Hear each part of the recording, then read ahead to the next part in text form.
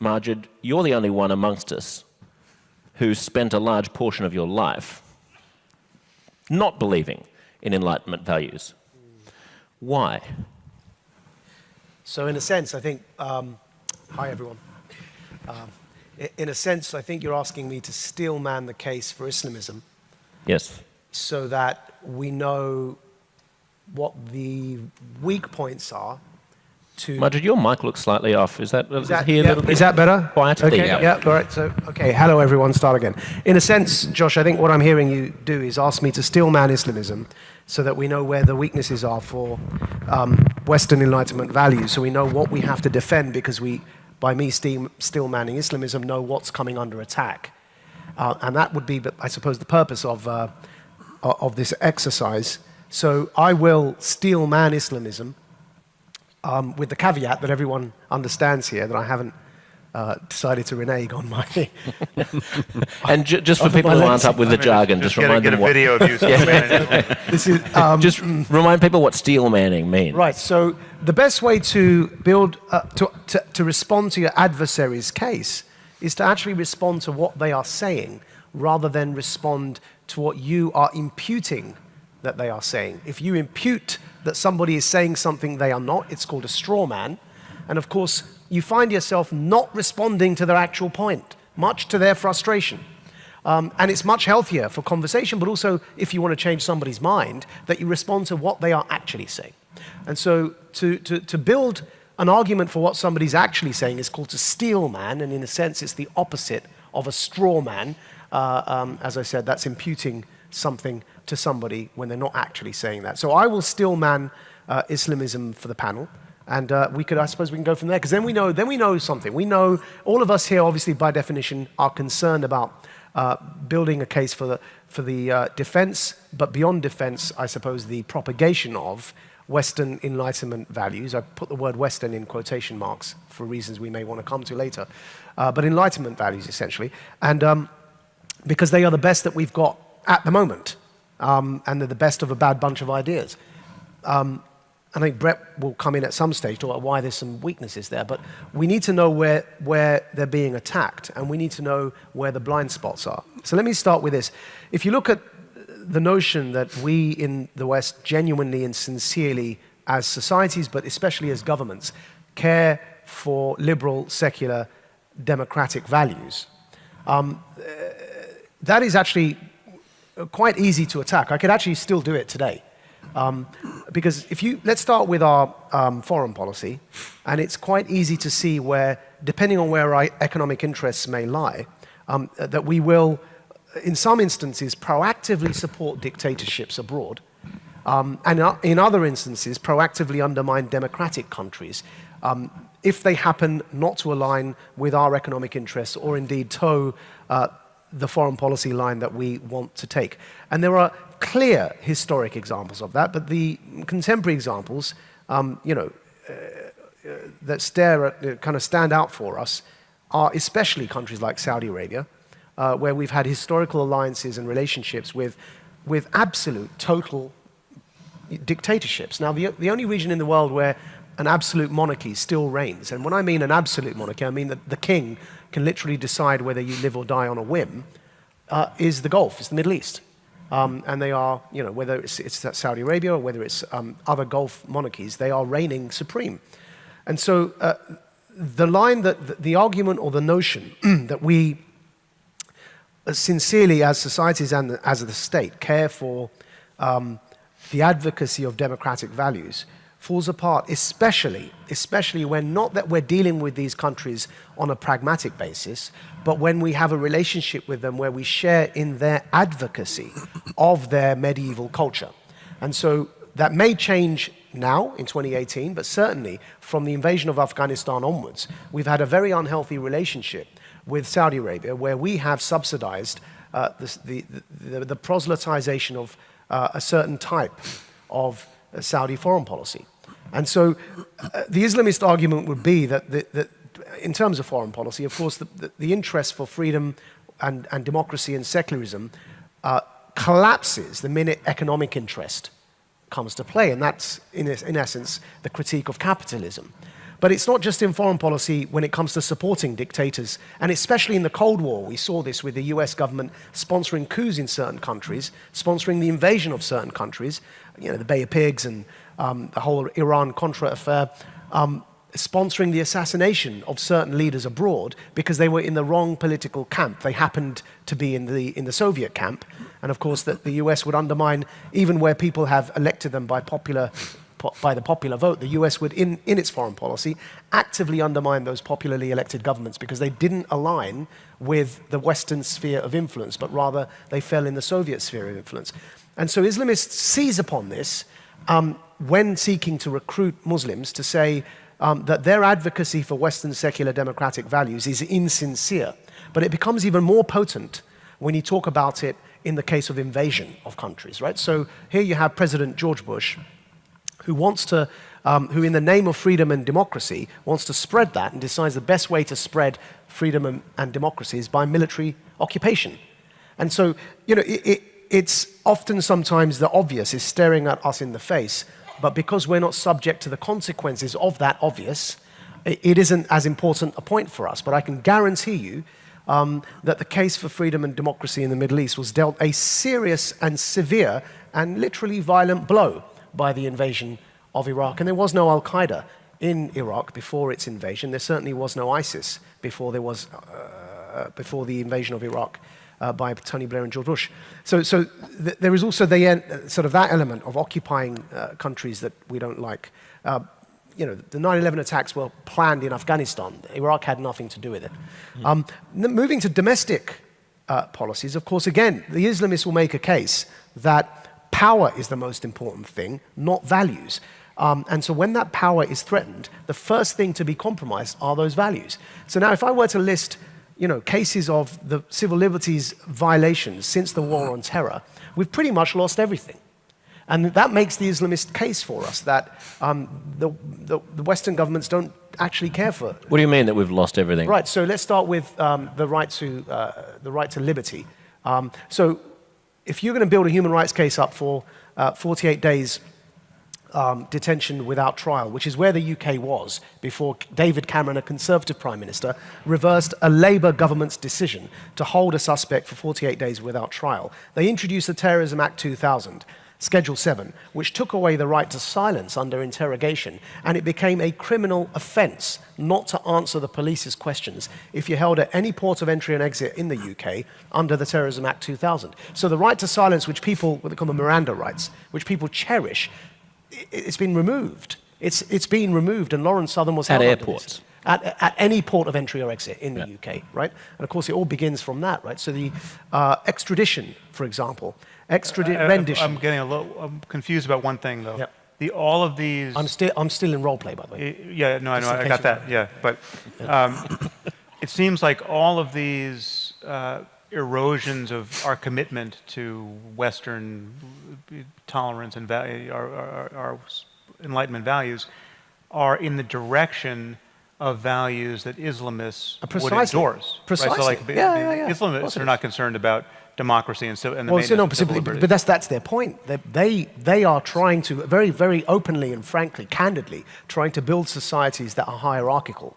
And when we offer a response to that and say, well, we don't need that because we've got societies that are free and open and we don't want societies that are hierarchical, right. Their argument would be you're living in an illusion. So it's hypocrisy. The charge is hypocrisy. More than that there is no such thing as an open society. And so if you're going to choose between hierarchical societies, if you're going to have a man that's going to tell you what to do or God tell you what to do, that's their kind of logic, right? But they're both hierarchical and opaque societies. So moving beyond Schedule 7, talk about rendition to torture, right? So the UK has directly been involved and has actually been involved in payouts to jihadist sympathizers like Mohsen Beg. They paid him money because he went to prosecute the UK government for being involved in his interrogation and torture in Bagram, in Afghanistan. Whether it's him or the Libyan case that recently came out, the UK has been involved in the rendition to third countries with the cooperation of regimes that torture suspects that the UK has then profited from in terms of receiving intelligence that has been acquired through torture. And yet here we are, that our critique of jihadists and Islamists is they don't respect human rights. But our governments have been, and this part is true, right? They have been involved in serious human rights violations. And so whether it's rendition to third countries or indeed detention without trial, data and spying and the Snoopers Charter, what it's called in the UK, or even the NSA spying stuff, the Islamists will generally argue that everything that we are defending doesn't actually exist. It's an illusion. And I'll finish by reading something, because in my autobiography, there's a little excerpt that I called The Polemic, and it was me attempting to remind everybody precisely what we're up against in terms of propaganda against Western Enlightenment values. And what I think we learn from this is that if we understand what those weaknesses are, it's why it's so important to defend those values where they are being eroded, because we recognize we're handing propaganda coups to those who want to destroy everything that these values stand for. But also, B, we actually see where the attack's coming from, and we're better prepared to counterattack as well. So this is chapter 16 from my book. It's called The Polemic. It says, again, this is, by the way, this is me in character, right? So please don't get scared of it. You drop bombs on my people while knowing full well that the level of collateral damage, we call them innocent Muslims, will far exceed the damage to any legitimate target. For you, killing our children en masse, and you still call it collateral damage, is an unavoidable consequence of pursuing your policies in our lands. To us, they are simply children. Don't you think we've been crying too, like you are now, for years? Do you think we felt no pain as you raped and plundered our lands and bombed our cities? What lands, what cities, you ask? Your arrogance is only compounded by your ignorance. Look to Iraq. In order to remove Saddam Hussein, after the Kuwait War, you killed over 500,000 children because you could. Because you could. And because my people were too lost, too defeated to be able to stop you. These are our children. We cry for them even as you feel absolutely nothing. What of Leslie Stahl's question on 60 Minutes, posed to Secretary of State Madeleine Albright? She said, "We have heard that 500,000 children have died. I mean, that's more children than died at Hiroshima." And is the price worth it? Albright's callous response is etched in our memories, staining our innocence with her venom. She said, "I think it is a very hard choice, but we think the price is worth it." And you wonder why we're so angry?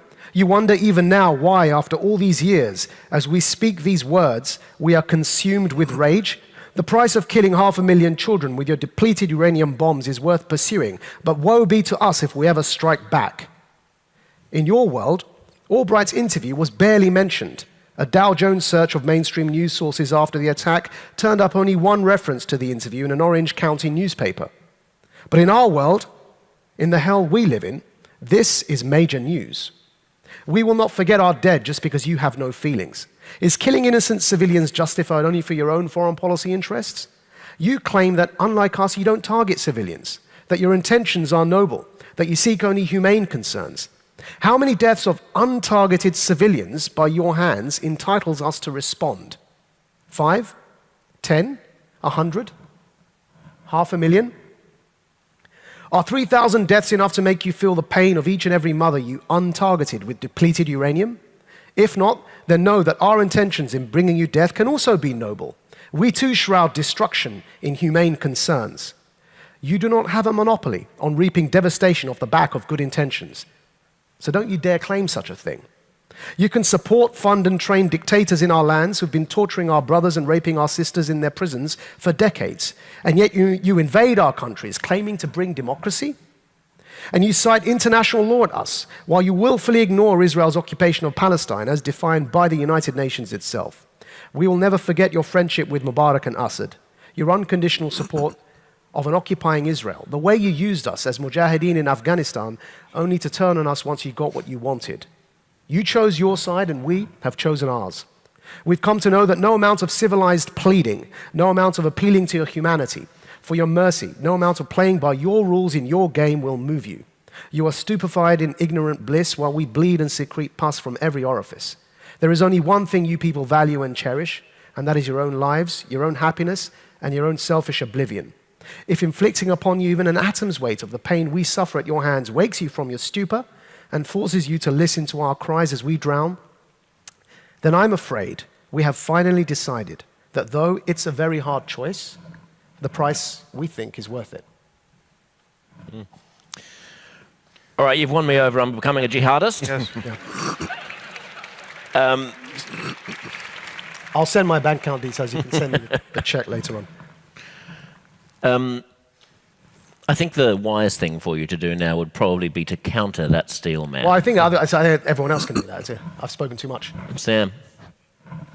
Well, I actually would add to the side of the balance against the Enlightenment in that I think there's more to the case for there's more that explains why we find ourselves in this uncanny position of having to defend Enlightenment values and reason and a scientific worldview against creeping theocracy and just naked tribalism, populism, all these eruptions of seemingly archaic and discredited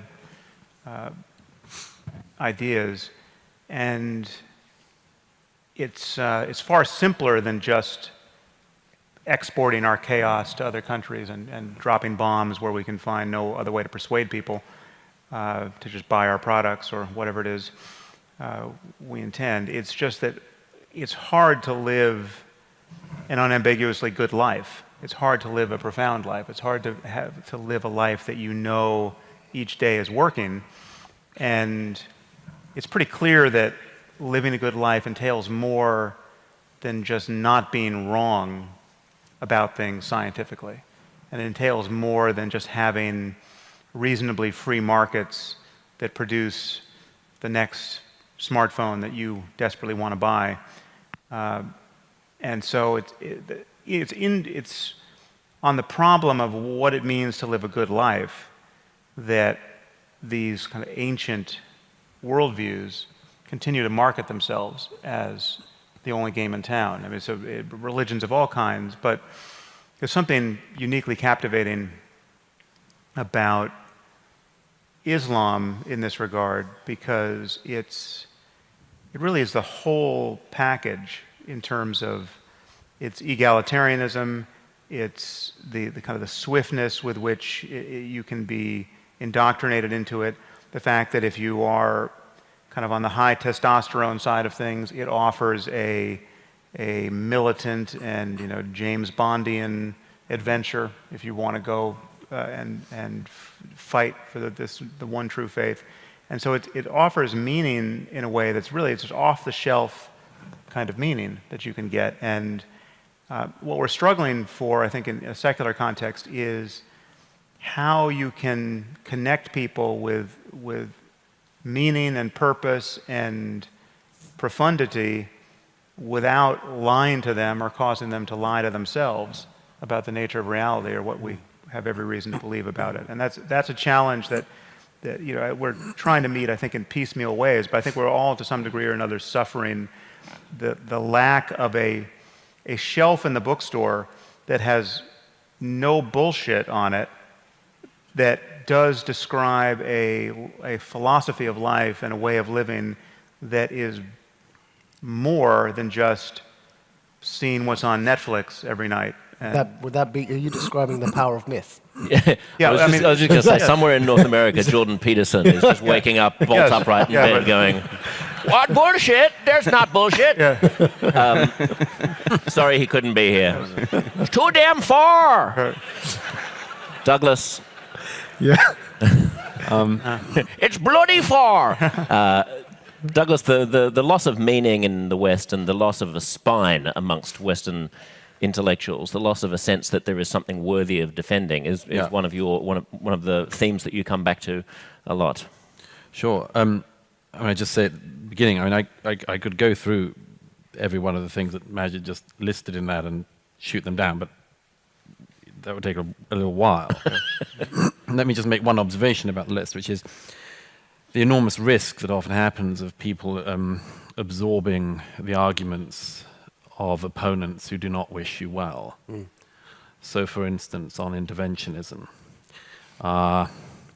you never hear, in fact, I've said this to Maajid before, but I've never heard anyone from the Islamic world say, "Thank God for NATO." Yeah. But they should. But by And the they way, should- I hang on. spend the rest of my book debunking these, Sure. just for everyone's, there's But they I are mean, debunked. but I mean, they shouldn't. The reason I mention this is for the selective historical reasons which we in the West are at risk of imbibing.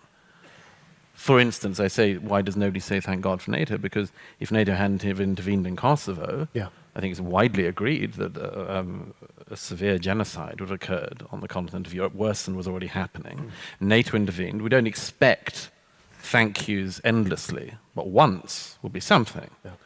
And Thank you, Douglas. so I have. It's not enough. But this is just worth remembering because a generation and a lot of people from a generation are at risk of imbibing basically the jihadists' arguments about us. Yeah. And I just put that out there at the beginning. The second thing I'd just say quickly is, I mean, the fascinating thing now about looking at back, for instance, intervention in Afghanistan is that, it's one of the great fallacies of history which we're always vulnerable to, which is to think that everyone knew in the past what we know now. And, until the 1980s, the major threat to countries like ours was global communism, the Soviet expansionism. We saw it as a major threat. And anyone who doubts that just has to say that, I mean, if up until, I've often thought of this, until as late as basically the 10th of September 2001, if you said, in the early years of the 21st century, politicians, journalists, public intellectuals and others are going to spend years talking about Islam. Say, what?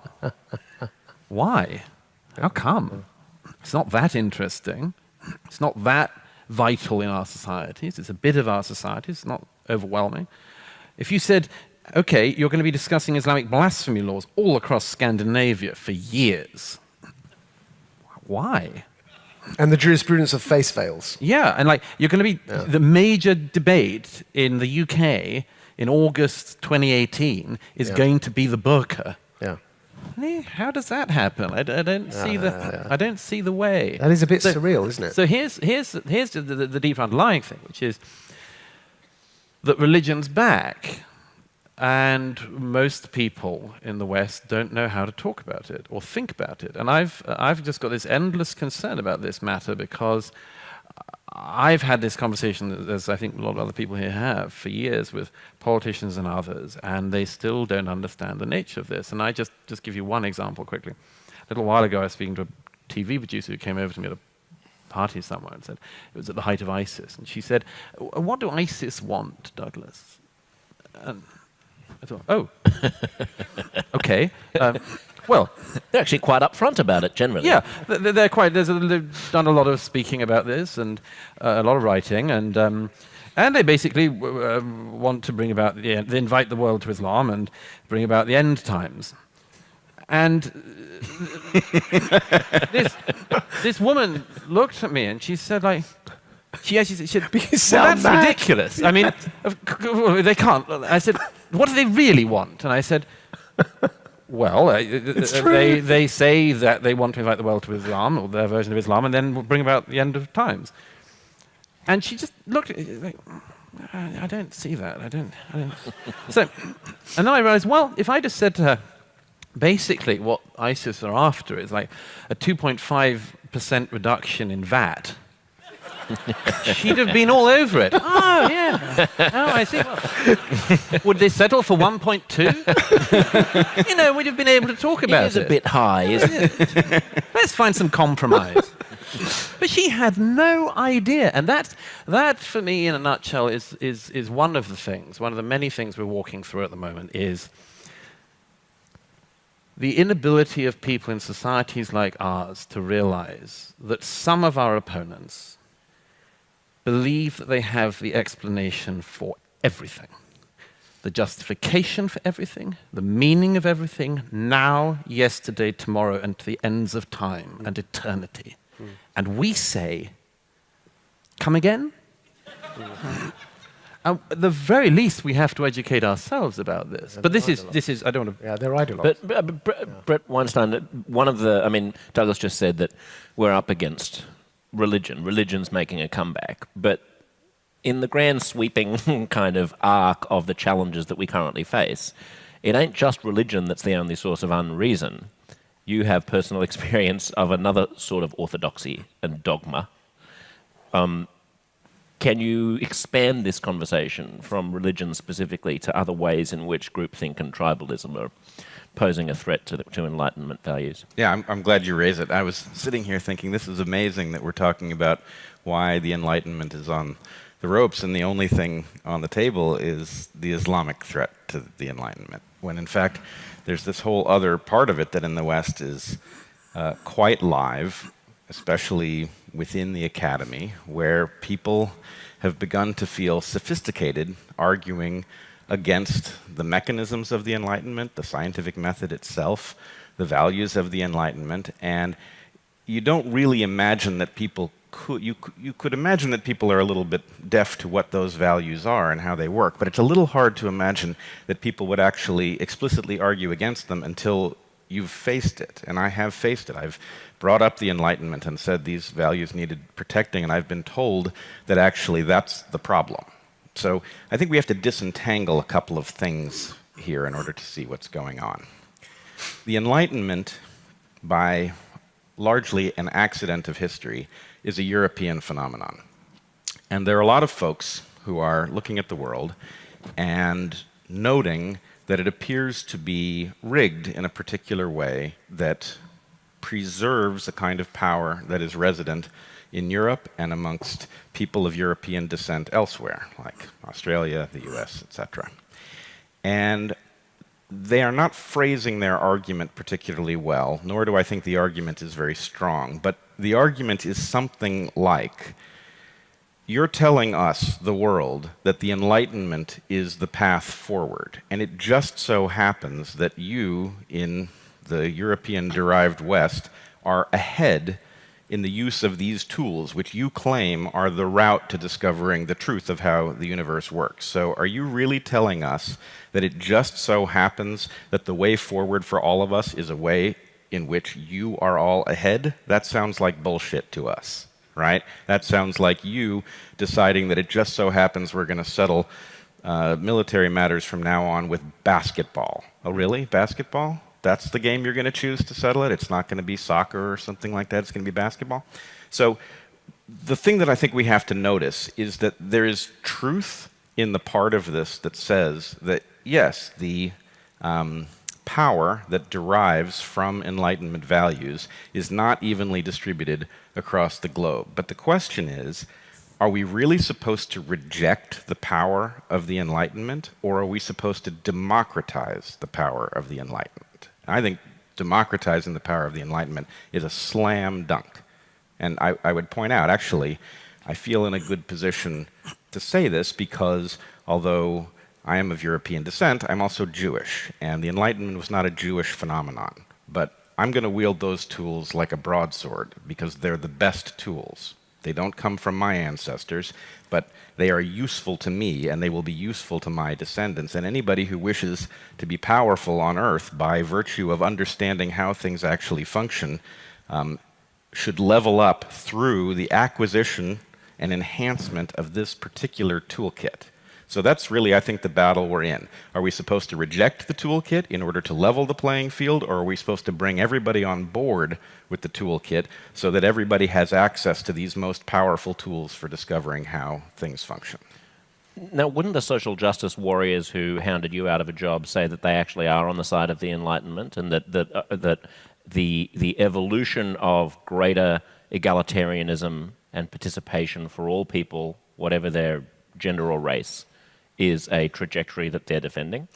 I would have thought that that's what they would say, but they literally said the opposite. And it's honestly the most stunning thing to face people who would stare down the Enlightenment and claim that, in fact, it's a kind of fraud, that really the whole idea that the Enlightenment is a key to insight is a rationalization for the naked wielding of power, that it's not really insight at all, that the arguments that are powerful in science are really just power arguments. They're not arguments about truth or mechanism or anything like that. So, yeah, before I had had these conversations myself, I would have said exactly what you conjectured. But I want to having confirm had that. them, They have jumped the shark. Yeah. So just recently, about a month ago in the UK, there was a clickbait TV interview between Piers Morgan and somebody whose name I can't remember.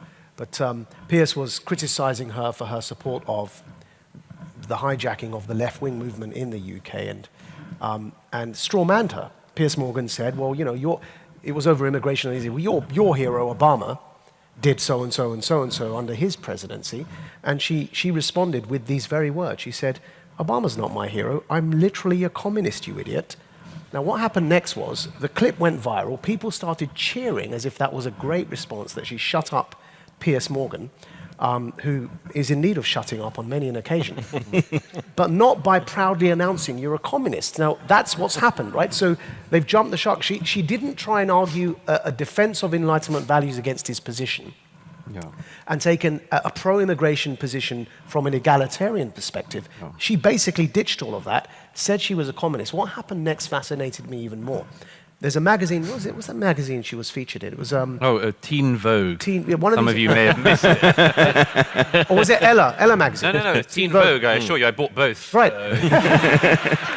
It's a fine intellectual quarterly. Douglas reads them in the sauna. But it said, and it was headlined, you know, something along the lines of, just so I'm not, you know, defaming anyone, because of course I just won a great defamation case, 3.4 million, thank you. It was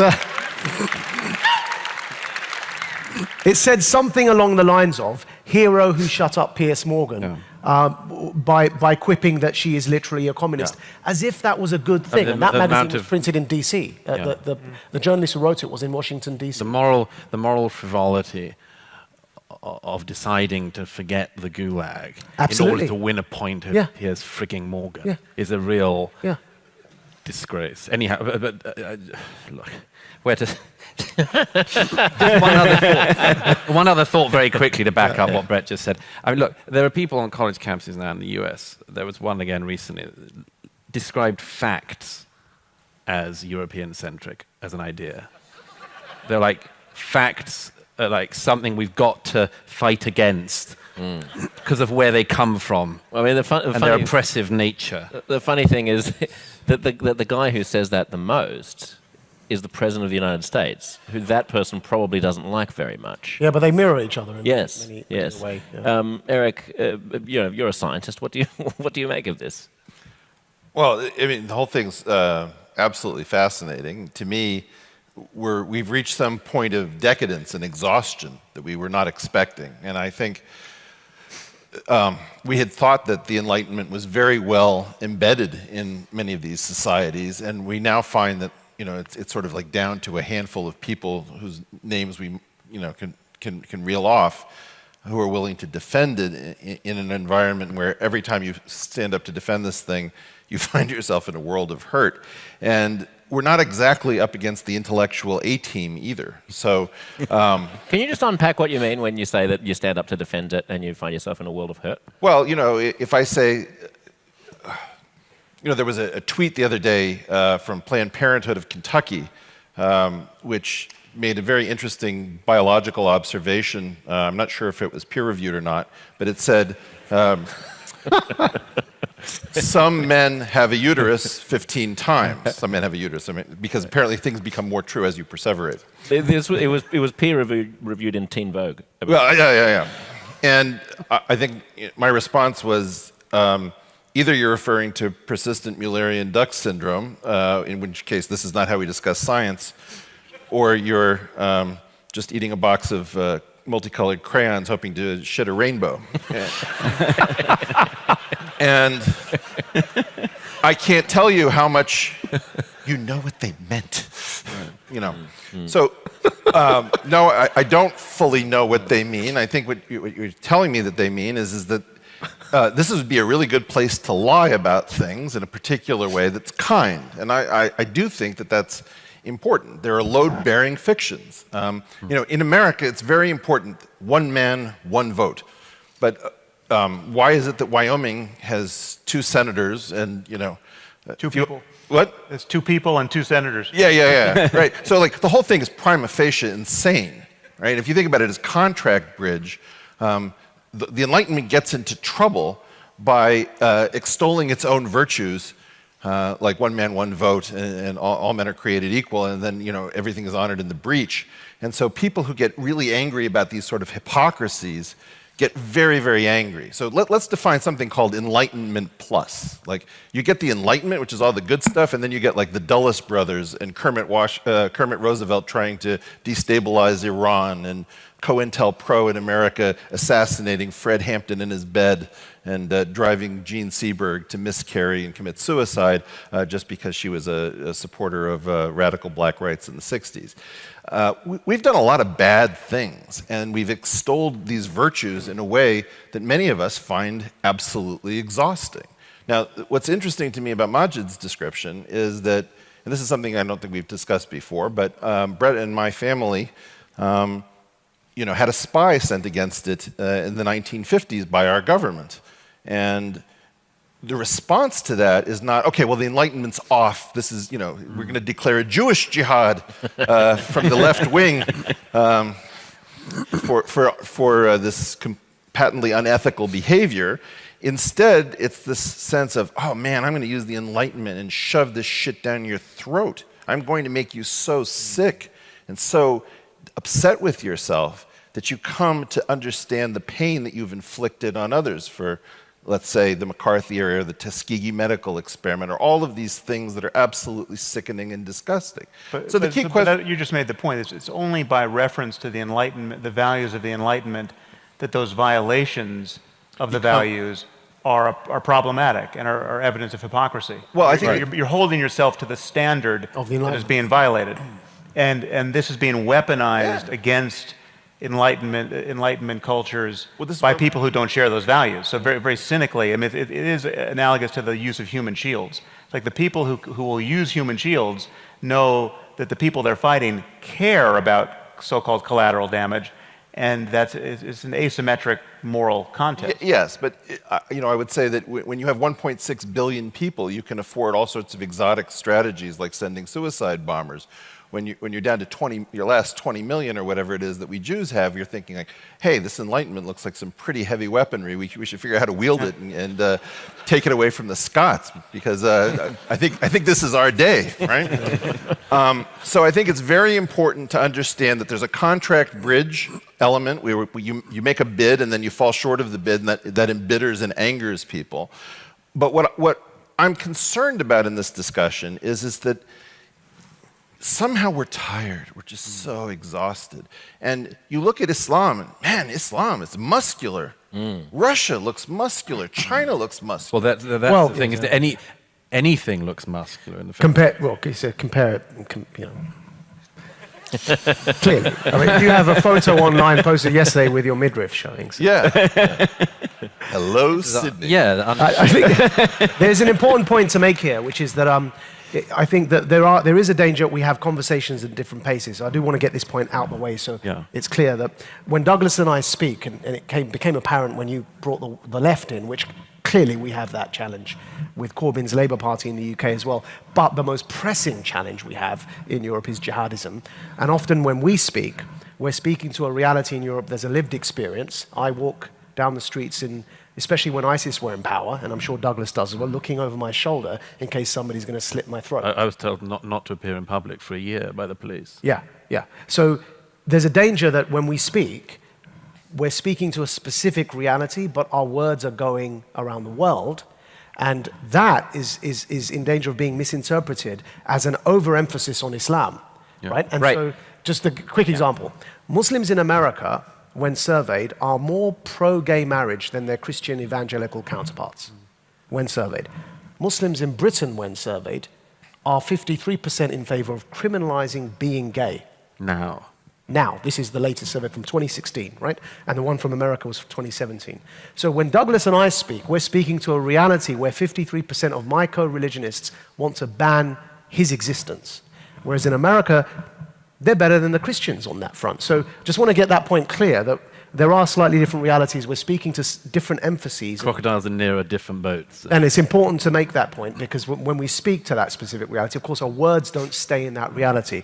So we look as if we're overly focused on something when actually, So you also just have to note that there's this weird confluence between these two things, which to this day I can't make much sense of, where the postmodern left, and we can argue whether or not postmodern is the right term, given that most of the people in the category don't know anything about postmodernism. They're just behaving in a postmodern fashion, but that they are embracing and rationalizing Islamic extremism is a very interesting fact. That among the things that they don't understand is the danger of this extreme ideology that's being deployed, that is itself so very intolerant of things like homosexuality. So there is at the core, and if you haven't run into it personally, it's worth having some conversation so that you can actually hear what the thought process sounds like. But this idea that there is no reality,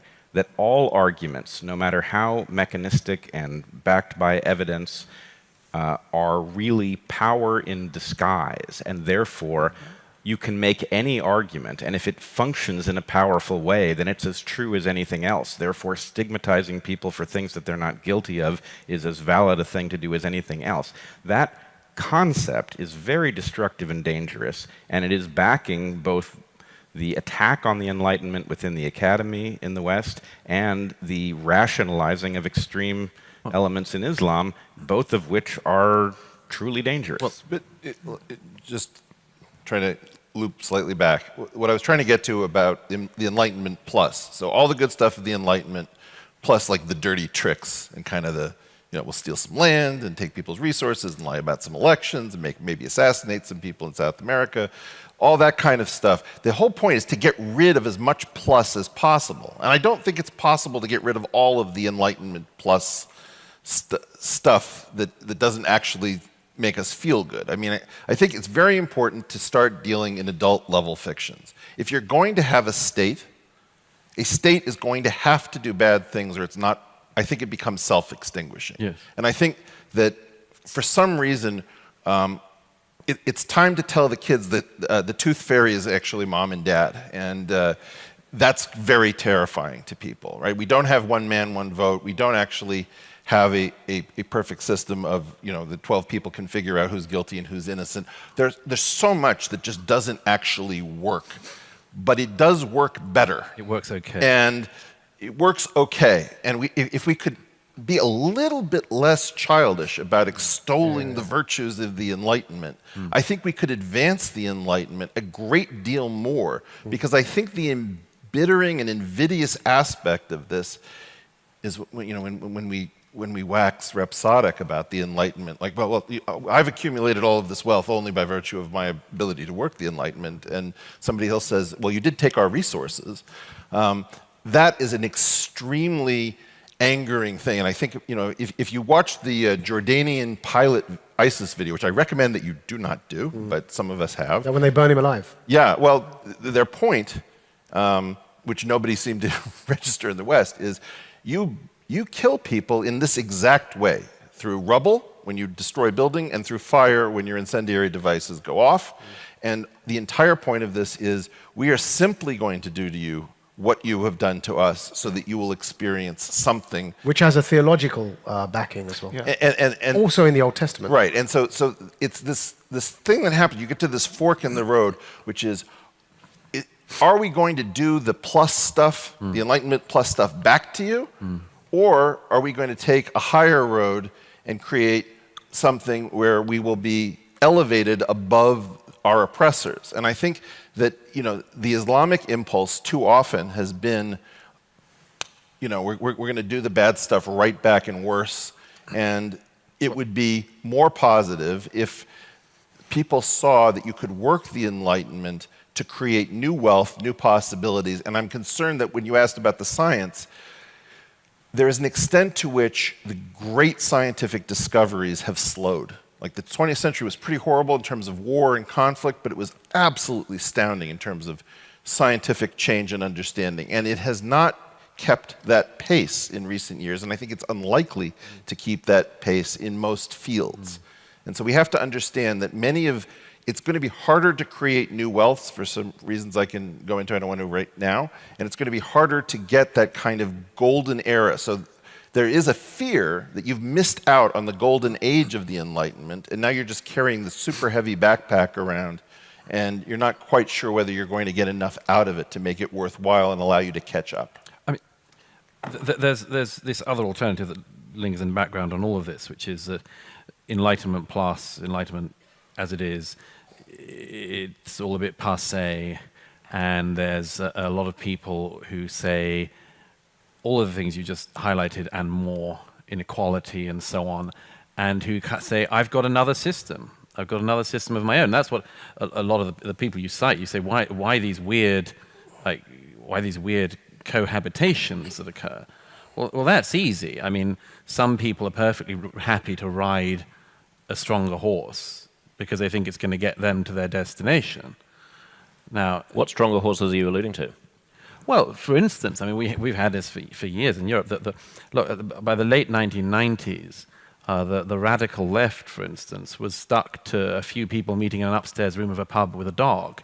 And then suddenly they discovered, after the Second Intifada and after 9/11, that they were speaking to crowds of hundreds of thousands of people on occasions. That would propel you to think you might be onto something. So those people think they're riding the Islam bit. I would say that it's the other way around in that equation. But it's the sort of deal that gets done at this situation because people say, look, your society is unequal, you're not as loyal as you claim to be to your values, and your society is unfair. And of course the question you have to say or ask back is, compared to what? What are your alternatives? And every single alternative that's come up with on this is so radically worse that you can't allow it to pass for a moment. I just throw one other one into the mix at this early stage. The intersectional answer, which is one of the more coherent, albeit, I mean, that's a damning statement in itself, of the theories that have been come up with in recent years. And this one, of course, says your society is unequal, and as a result, we have found this stratospheric version of justice, which if we can only operate it in the correct way, with the correct minority identity groups coming at the right speed and in the right location, we'll do that with our society and make it whole and pure and happy.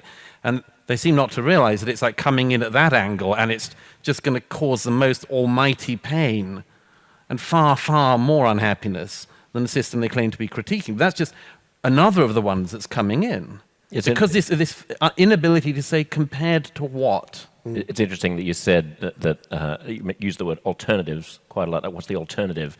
Well, I mean, Angela Merkel literally said that there's no alternative for Germans to vote for. And what's the far-right party in Germany called? Alternative for Deutschland. Alternative for Deutschland. So when people are robbed of a sense that there is any alternative other than a moribund status quo, you get some nasty things emerging as that alternative. But let's follow up on that last point. And Sam, maybe you have some thoughts here, because I know that you're such a fan of identity politics. That's essentially what Douglas is talking about in terms of intersectionality. Yeah. Well, I was just thinking about a story I heard. It's not on the identity politics point, but there's a story recently that I heard. I'm sure it was reported widely somewhere, but I just saw it in a series of tweets from the New York Times journalist Rukmini Callimachi, who's the New York Times. She's doing great work. She's great. Most of what you might have read about ISIS, at least in the Times, has been covered by her. And she tweeted about this pair of cyclists, I forget where they came from, who were run over in, I think it was Tajikistan? Tajikistan, yeah. By someone who consciously had pledged affiliation to ISIS, and just saw in Tajikistan the way to run over an infidel is to see someone who's obviously a foreigner. And so apparently he had seen this couple riding their bicycles, clearly from some other country, and ran them over as an act of jihad. But what made this so poignant, and I think it encapsulates so much of what we're talking about here, is perhaps the most perfectly idealistic young couple on earth. They were riding all over the globe as a conscious evocation of the philosophy that we just live in one world and there are just good people everywhere, and if you just put yourself out there, you will find that people of every culture and every race and every background and every religion will want to host you and feed you, and they encountered a lot of that, perhaps almost all of that, until they didn't, right up to the moment they were run over by jihadists. And so you had the coincidence of the youthful Enlightenment idealism, like, oh, we live in one world where all well-intentioned people of whatever background will find a way to have their values converge. And it's a safe world, and it's a world where you can, with confidence, just go out and not live in fear of difference, right?